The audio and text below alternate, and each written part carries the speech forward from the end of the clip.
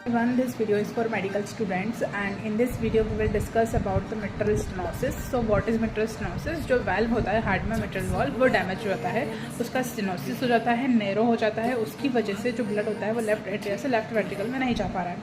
सो उसकी वजह से क्या क्या होता है? शॉर्टनेस ऑफ ब्रीथ होती है, ऑर्थोपनिया होती है, चेस्ट पेन होता है। So what is orthopnoea? So first of all orthopnoea is a position जिसमें हम लाई डाउन करते हैं।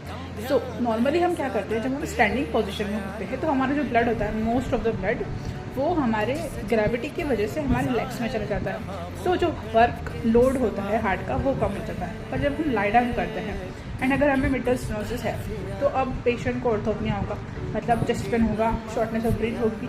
क्यों? बिकॉज सोने वाली पोजीशन में सारा ब्लड जो है वो हार्ट की साइड आ जाएगा। अब हार्ट का जो वर्क लोड है वो इंक्रीज हो गया, तो उसकी वजह से चेस्ट पेन होगा। So there are some complications like सबसे पहले हमारे पास हो जाएगा लेफ्ट एट्रिया का डायलेशन, जो कैविटी है उसका जो वॉल्यूम है वो इंक्रीज हो जाएगा एंड राइट वेंट्रिकल का hypertrophy. So there are two things, left ventricle का हाइपरट्रॉफी हो रहा है और राइट एट्रियम का डायलेशन हो रहा है। ये हाइपरट्रॉफी और डायलेशन क्यों हो रहा है?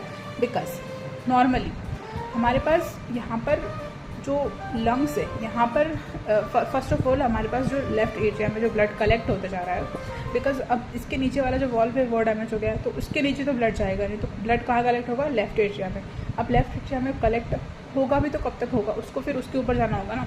तो वो लंग्स की आर्टरीज में जाएगा, लंग्स में कलेक्ट होगा, उसकी वजह से वहाँ पे प्रेशर बढ़ेगा। ठीक है, अब वो ब्लड वहाँ लंग्स में और वहाँ आर्टरीज वगैरह में कहाँ से आ रहा था?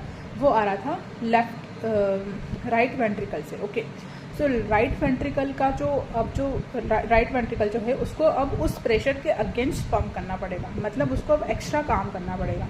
सो उसके ऊपर क्या होगा? वर्कलोड बढ़ गया है तो उसकी हाइपरट्रॉफी हो जाएगी, और यहाँ लेफ्ट एट्रियम में जब वॉल्यूम बढ़ता जा रहा है तो उसकी वजह से उसका जो साइज़ है वो इंक्रीज़ हो गया है, तो उसका क्या होगा? Dilation. So this are the two things.